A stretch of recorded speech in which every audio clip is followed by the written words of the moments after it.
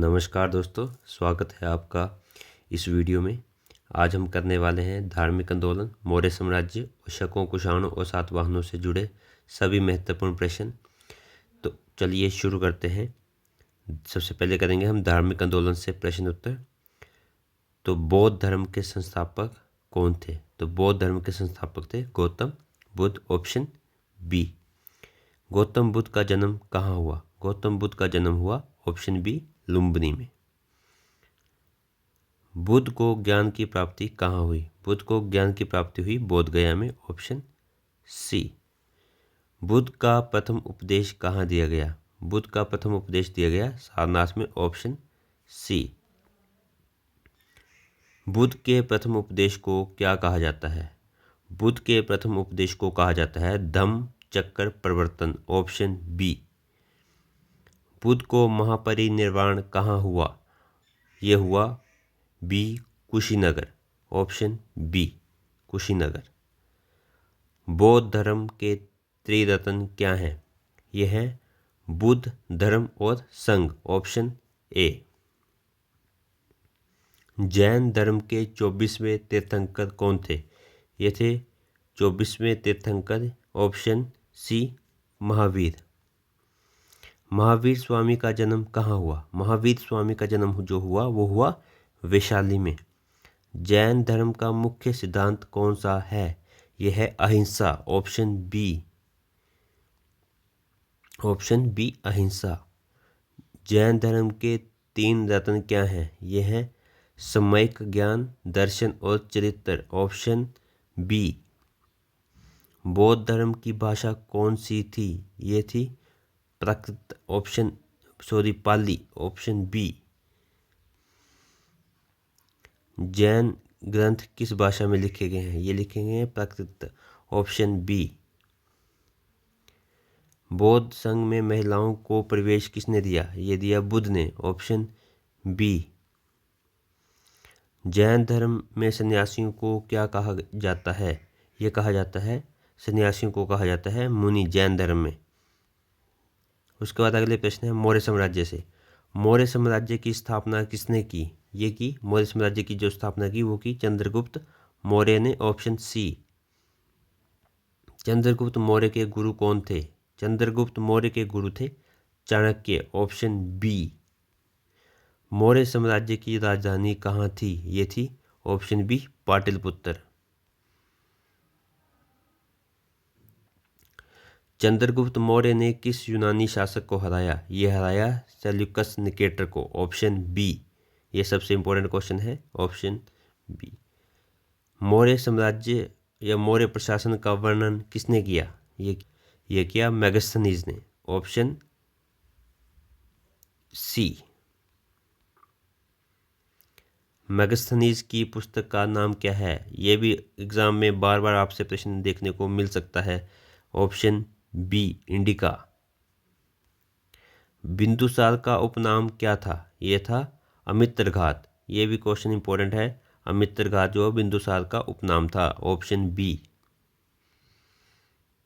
अशोक किस मौर्य शासक का पुत्र था? ये था बिंदुसार का। अशोक किसका पुत्र था? ऑप्शन बी, बिंदुसार का। अशोक का राज्य अभिषेक कब हुआ? ये हुआ 273 BC को, ऑप्शन सी। अशोक ने किस युद्ध को धर्म अपनाया? किस युद्ध के बाद धर्म अपनाया? ये अपनाया कलिंग के युद्ध के बाद अशोक ने क्या अपना लिया था? धर्म, ऑप्शन बी। कलिंग युद्ध कब हुआ? ये हुआ 261 BC, ऑप्शन सी। अशोक के अभिलेख किस लिपि में लिखे गए हैं? अशोक के जो अभिलेख लिखे गए हैं वो ब्रह्मी, खरोष्टी और ग्रीक, इन तीनों लिपि में लिखे गए हैं, ऑप्शन डी सही आंसर। अशोक के अभिलेखों में किस नीति का उल्लेख है? यह है अशोक के अभिलेखों में जो उल्लेख है वो है धम्म की नीति का उल्लेख, ऑप्शन बी। अशोक का उपनाम क्या था? यह था देवना प्रिय, ऑप्शन आ गया डी, देवनाम प्रिय। मौर्य साम्राज्य का अंतिम शासक कौन था? ये जो मौर्य साम्राज्य का जो अंतिम शासक था वो Brihadratha, option B. Option B. उसके बाद आया शक, कुषाण और सातवाहनों से इंपॉर्टेंट प्रश्न। भारत में शकों का आगमन कहाँ से हुआ? तो शकों का आगमन हुआ मध्य एशिया से। भारत में शकों का प्रमुख शासक कौन था? भारत में शकों का जो प्रमुख शासक था वो था रुद्रदामन, ऑप्शन बी। रुद्रदामन किस अभिलेख के लिए प्रसिद्ध था? ये जो प्रसिद्ध था वो था ऑप्शन बी, गिरनार अभिलेख के लिए रुद्रदामन प्रसिद्ध था। कुषाण वंश का संस्थापक कौन था? ये था ऑप्शन सी, कुजुल।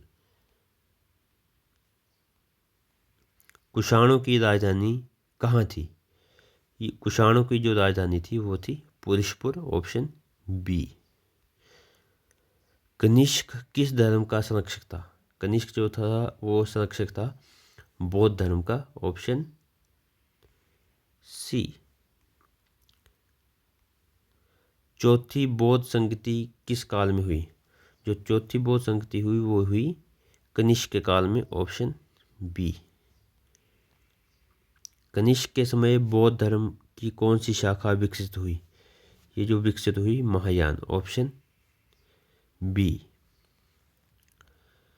कुषाणों के सिक्कों पर किस भाषा का प्रयोग था? ये था संस्कृत, पाली और ग्रीक, इन तीनों का उल्लेख था, ऑप्शन डी, सभी। सातवाहन वंश का संस्थापक कौन था? सातवाहन का वंश का जो संस्थापक था वो था सिमुख, ऑप्शन ए। सातवाहनों की राजधानी कहाँ थी? सातवाहनों की जो राजधानी थी वो थी प्रतिष्ठान, ऑप्शन ए।